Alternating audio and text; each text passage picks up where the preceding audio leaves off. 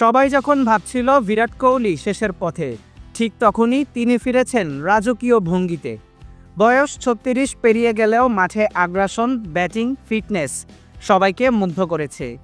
এই আইপিএলে বিরাট কোহলি এখন পর্যন্ত ব্যাট হাতে রান করেছেন ৫০৫, অ্যাভারেজ ৬৩.১৩, স্ট্রাইক রেট ১৪৩.১৬, ব্যাট হাতে হাফ সেঞ্চুরি করেছেন ৭টি, ব্যক্তিগত সর্বোচ্চ 73 নট আউট।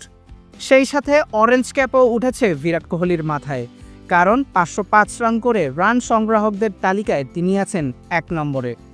কিন্তু এই আসরটা শুরুর দিকে ব্যাট হাতে তেমন রান পাচ্ছিলেন না বিরাট কোহলি, কিছুটা স্ট্রাগল করছিলেন, কিন্তু টুর্নামেন্টের মাঝপথে এবং শেষের দিকে এসে ব্যাট হাতে ফিরেছেন বিরাট কোহলি।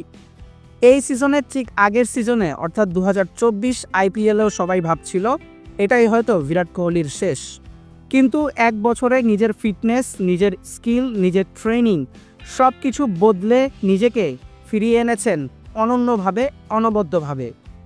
বিরাট কোহলি যখন রানে ফিরেন, নিজেই শুধু রান করেন না, দলকেও উজ্জীবিত করেন, দলকেও নিয়ে যান এক অনন্য উচ্চতায়।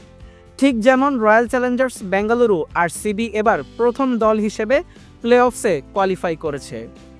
বিরাট কোহলি যখন রানে ফিরেন তখন দল প্লে অফসে যায়, ফাইনালে যায়, এমনটা আমরা দেখেছিলাম ২০১৬ সালের আইপিএলেও। কিন্তু সেবার দুর্ভাগ্যবশত আরসিবি চ্যাম্পিয়ন হতে পারেনি। তবে এবার হয়তো বিরাট কোহলির রূপকথার মতো আইপিএলটা কাটতে পারে, হয়তো এবার রয়্যাল চ্যালেঞ্জার্স বেঙ্গালুরু চ্যাম্পিয়নও হতে পারে। আপনার কি মনে হয় বিরাট কোহলি এবার most valuable player of the tournament হতে পারবেন?